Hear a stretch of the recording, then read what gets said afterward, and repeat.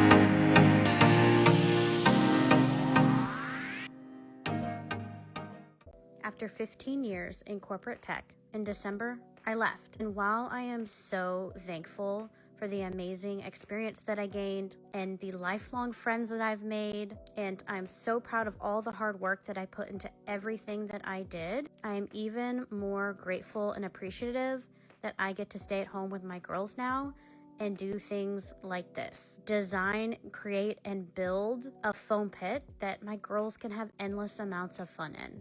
This is your warning that this is a long video, so you might want to hold down that 2x speed at some point. But this video is long because I'm going into all the nitty-gritty details. How much did something cost? How long did it take me? What did I do to make this thing more durable and stronger and made to last? I also created an idea list on my Amazon storefront, so you can go to that directly in my bio and find everything that I used. You'll notice that there are different options or versions for certain items.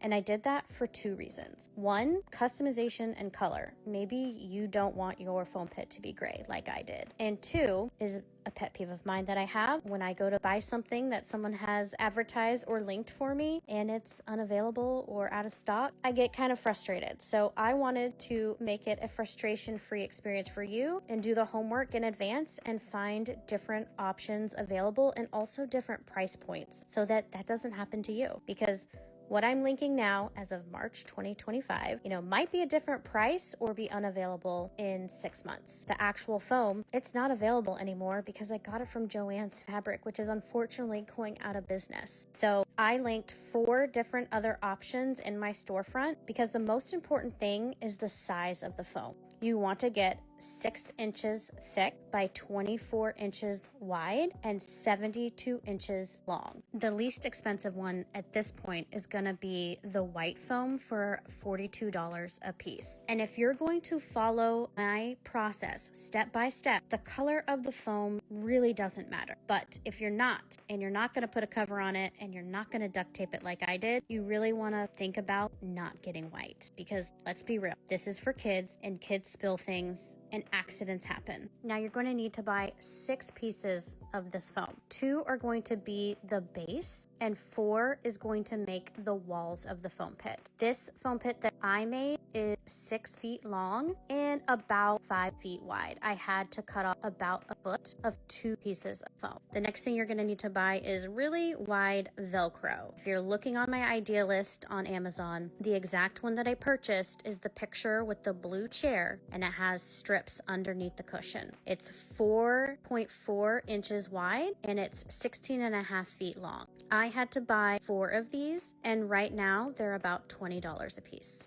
You're going to first use this Velcro to attach the 2 bottom base pieces. So you put one side, I'm going to call it the scratchy side, on one, and then the soft side on the other, and you push it together as hard as you can. Now, you would want to do this against a wall. And if I were to do this over again, I would use my workout weights, and I would put some workout weights on the top and let that sit overnight. Next, you'll need extra wide duct tape. Now, I know here I'm using just regular duct tape. I used what I had on hand at first, then I moved to extra wide. Definitely worth it and needed. You'll notice that I also duct taped horizontally in multiple places, and that was for some extra added stability and ensuring that this bottom piece stays together. Ended up using about 5 rolls of this and spent $12 to $14 per roll at the time. You'll notice I linked a bunch of different colors in the storefront, and that's because if I were to do this over, I would line the inside with a pop of color instead of just gray. Next step is to cut 2 of the pieces about a foot shorter for the ends of the foam pit.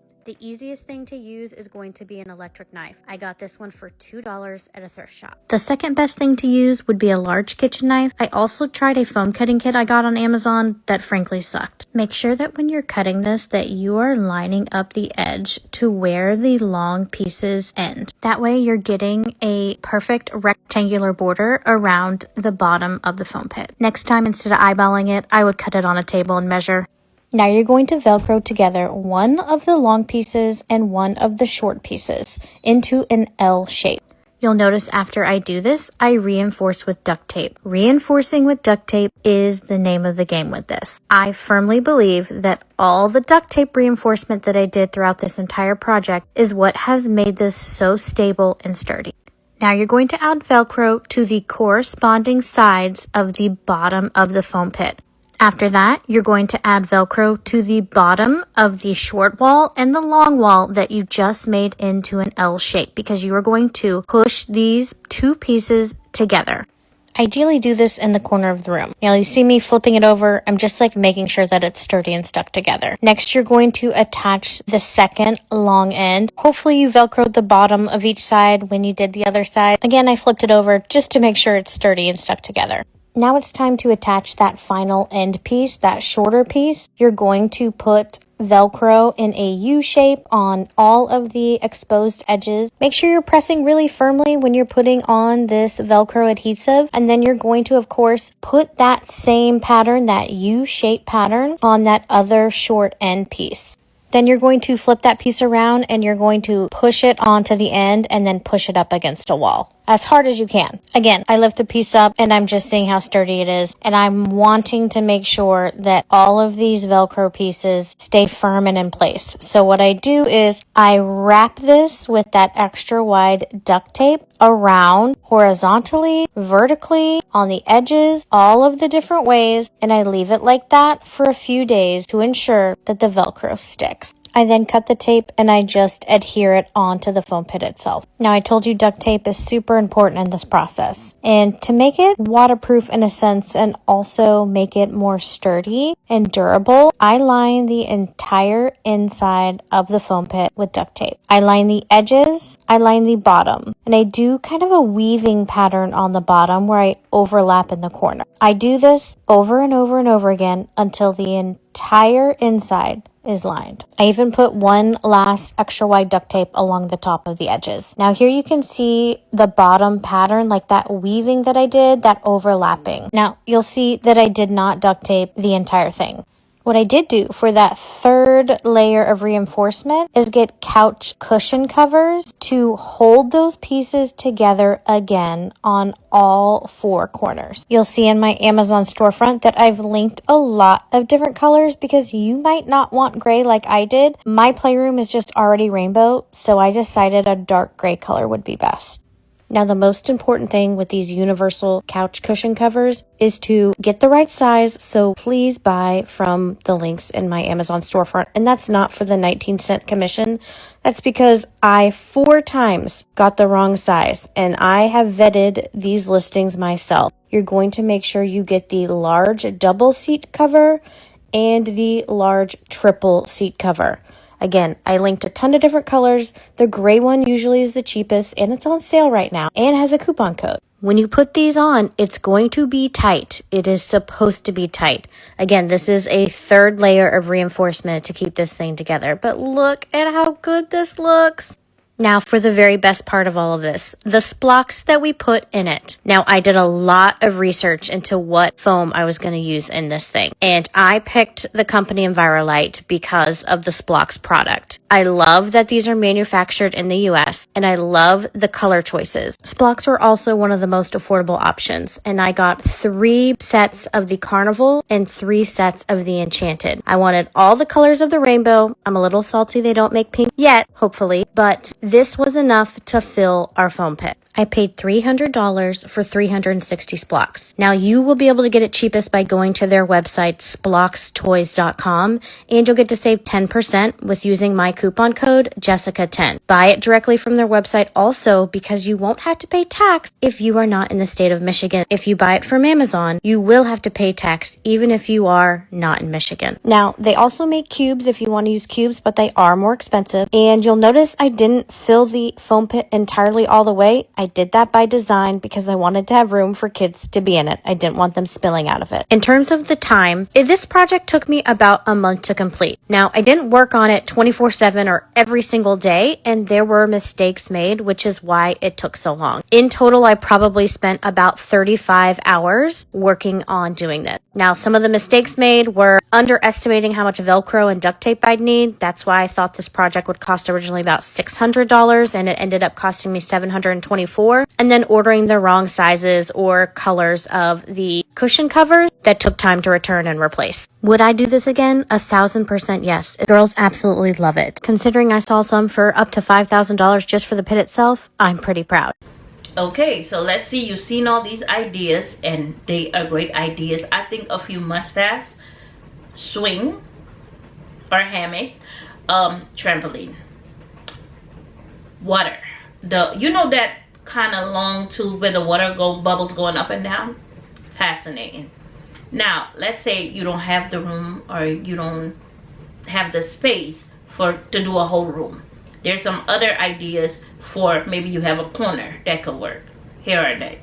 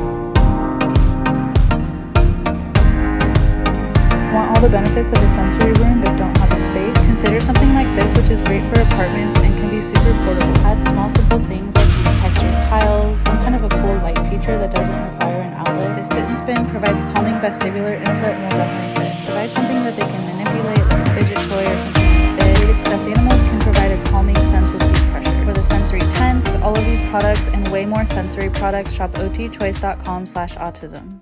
Today I want to show you the sensory room that I built for my family. It's actually in the closet of my office, so it's quite small, and I created it using things that we already had on hand or from the dollar store. And I just want to show that accommodations and living low demand don't have to be expensive. Like we can work with what we have and make it work for us. So first I'll show you with the lights on, and then I'll show you with all the lights, the lighting that we have, and I'm still working on it. But first we have, this is the door, okay? This is our keyboard door. This has been in my office for a very long time, and I didn't tidy it up. I'm just gonna show you what it looks like as we use it. So first things first, this is the crash zone, okay? This is the landing place. We have tons of plushies, stuffies, pillows, blankets, sleeping bags, just like anything that we had that could be comfortable, we've kind of thrown in here, like this pillow, which is also a fidget pillow. We have a whole bin of fidgets that the kids picked out, including these picky pads that I made. How cute are those? Oh my God, I forgot I made those. And then we have tissues in case there's emotions. There's coloring in case anybody wants to color. And then this is just kind of like my leftover storage and office business stuff. And I still have storage up here, but don't worry, it's all very safe. It's all very secure. Made these up and printed them on sticker paper and then posted them in here. So there's some breathing techniques and then some positive affirmations for self-compassion. Stay tuned. I'm actually going to be selling these on my website soon because the kids love them so much. They're also repositionable. And then eventually I'm going to put like a shelf here to put some books and stuff. And it doesn't look like much, but my kids love it. Here it is with the lighting. So this is, I made this little craft kit last year. I have little fairy lights that I got from the dollar store. I have legit fallen asleep in here. Sometimes I'll come in here to meditate. Sometimes I'll come in here to read. My little guy loves sleeping in here. And like all in, I think I spent $25. Let me know what you think. You have a child that would benefit from a sensory room, but you're trying to figure out where to start and how to do it on a budget. I've got you. Let's get into it.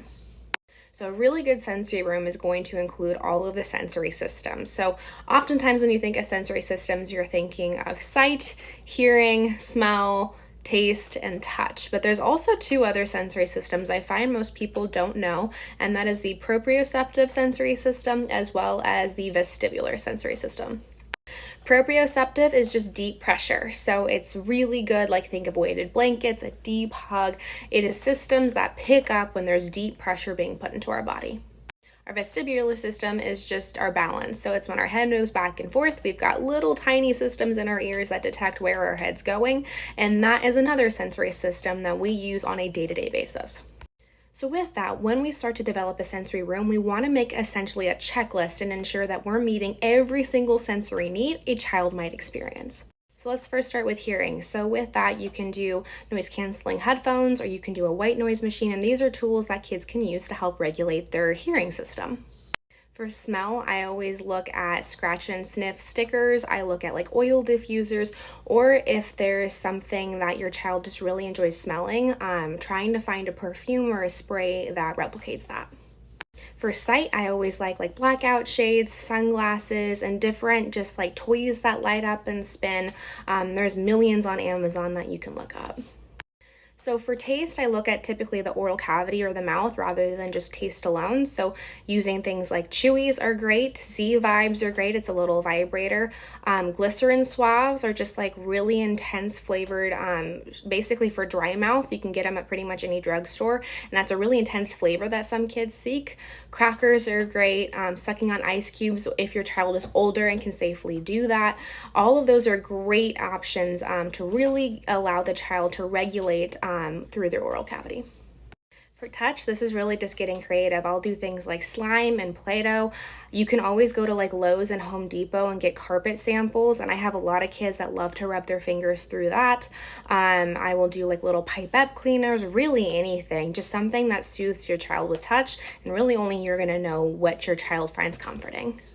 For proprioceptive, I always look at weighted blankets or weighted vests, but do speak to an occupational therapist about getting the correct weight and size for your child, because it is not a one-size-fits-all. And for vestibular, there's spinning boards, there's like the little scooter boards that you can get on, there's swings, anything like that where it gets your child's head moving, that'll help regulate that vestibular system. Okay, I hope this was helpful to give you an idea how to make a sensory corner or a sensory room in your house for your kid, to make them feel at home, to make them feel calm, and to help everyone out so that everyone feels at home in their own home. All right, let me know in the comment section below if you have any more tips and tricks or ideas for parents, and I'll catch you in the next one. Bye.